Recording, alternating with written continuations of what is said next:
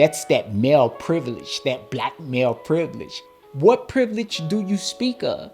Do we have the privilege to die at the hands of the police? Do we have the privilege to not get hired because people see us as a threat? Do we have the privilege to not walk in our own communities and be afraid that other black men will kill us?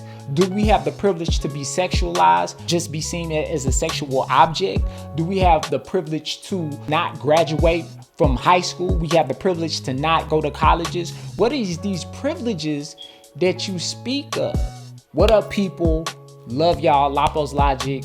Hey, what I'm gonna talk about today is feminism and black male privilege. Take the DNA that God has given me and push it to its maximum. And you can't define me. I don't fit in your box. I'm me. I've heard a lot of black feminists come up to me and say, that's your male privilege. And I'm looking confused. Like the first time I heard it was like my second year of law school. This African girl, real cool. She came up to me and was like, "Oh, even the way you talking to me that's that male privilege, that black male privilege." And I was like, "Black male privilege? Like, explain that to me." And she was like, "Yeah, black males, y'all got that privilege." I was like, lady, woman, female, feminist, whatever you want to call you, what privilege do you speak of? Do we have the privilege to die at the hands of the police? Do we have the privilege to not get hired because people see us as a threat? Do we have the privilege to not walk in our own communities and be afraid or have fear that other black men will kill us? Do we have the privilege to be sexualized by black women and white women for our dick size in the way that we can dominate them sexually, or to just be seen as a sexual object? Do we have the privilege to not graduate from high school? We have the privilege to not get inside, not go to colleges. We have the privilege to not graduate from colleges or to go and graduate and get graduate degrees. What is these privileges that you speak of, right? And so over the years, I've heard it over and over and over again, that black male privilege, or male privilege. Well, here's the distinction that I make. This is what I see. There is a such thing as male privilege.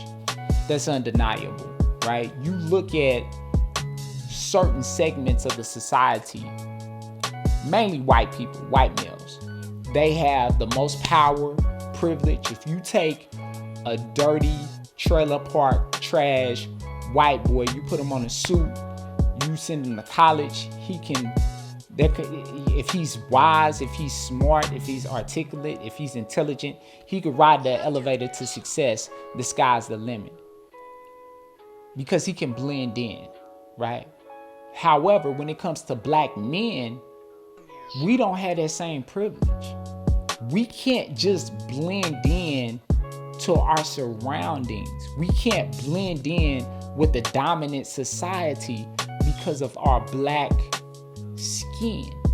It's always there. I remember one time I went to the fairground and I was passing out flyers, and I passed out a flyer, and the guy, the girl, it was actually a female, I passed out the flyer and she like winced, like I was gonna beat her fucking head in. And I was like, "Nah, baby girl," it was a white girl. "Nah, baby girl, look, it's a flyer. I'm promoting a CD." And when I was a part of Exodus, a lot of the Christian rap artists, they would come up to me and they'd be like, "Lapo, man, Lapo is mean. Isaac is mean." And I'm like, what are they talking about? Like, why everybody keep saying I'm mean? And at that time, I was a little bit stockier, and I had an afro, this nappy ass afro, because that was all the rage, right? And I just stopped playing football, so I was kind of stocky. And I really didn't smile a lot, but I wasn't upset. I just didn't smile a lot. And people saw the afro, people saw the dark skin, people saw the size, and they just assumed that I was dangerous, that I was a threat. That's the way that black society saw me. That was the way that white society saw me. That was the way that police saw me, right? I've been pulled over 150 times in my lifetime. And it was like every time I'm pulled over, rarely did I get tickets, but they would always ask to search. They would always ask to search my car for crack. Right? I get out the store in my neighborhood. People always like, where the bomb at? Where the weed at? I didn't smoke weed. You know, I was a Christian rapper. Where the bomb at? Where the weed at? You got crack. Like crackheads coming up to me. So it was always this assumption that I was a drug dealer from black people and from white people. Right? So I've been stopped. I've been stopped by police. I've been harassed. I've been assumed that I'm a drug dealer. You know, people assume that I was a gang member in Oklahoma City because it's heavily gang affiliated, right? So what is this black privilege? What is this black male privilege that you speak of? I remember when I was 21, I had a beautiful light-skinned girlfriend. We left the house at the same time, about 9 a.m. to look for jobs. Immediately, she got a job as a secretary making the equivalent to $16, $17 an hour at the time, right? In 2 hours. I was trying to get a job at McDonald's, Pizza Hut, Long John Silver's, whatever. I went to store after store, restaurant after restaurant, application after application for 2.5 months, my whole summer vacation. And nobody would hire me. Nobody would hire me. When I walked in, I would look at the people's reaction, and it was almost like the expectations was for me to rob the place. 2.5 months. Again, what is this black male privilege that you speak of? Here's the thing, and I think we have to realize this. People are tribal in nature. Women are seen as a resource. Niggas die over pussy. Women, black women, since slavery times, could move in certain environments that men couldn't, that black men couldn't, because the pussy that they sit on. Because men want to fuck you, you can be in a certain room and environment that I'm not able to be in because they view me as a threat, right?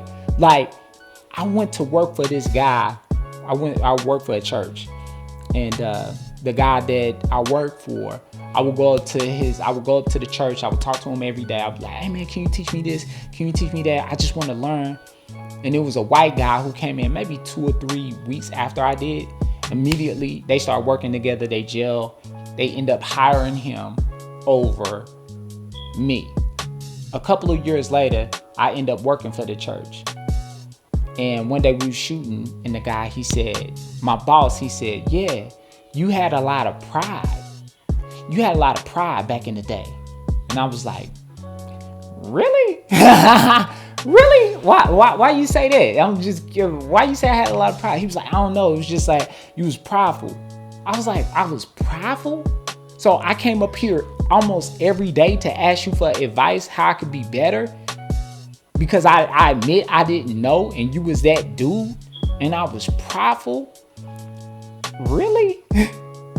So black men are seen as competition, as a threat. So when you have two tribes, the biggest threat is the men of that other tribe. So the dominant tribe, the tribe that has the power, wants to do everything that they can to destroy the men of that other tribe. We all know the story. We all know, we all heard it. When you watch a war movie, it's like, okay, we take over the community, we take over the kingdom, kill all the men, spare the women and children, because they have value. The men is what's a threat. And in America, there's no bigger threat than the black men. So again, I ask you, what is this black male privilege that you speak on? Anyway, I love y'all. Tell me what y'all think about this. I love y'all. Hit me up, comment, like, subscribe, share this video, comment. I'm like black feminist. Please, like, listen, I am open. I think I'm right on this, but I really want to hear y'all opinions on this. But hey, let's dialogue. Tell me what y'all think. I love y'all. Laposlogic. I'm out.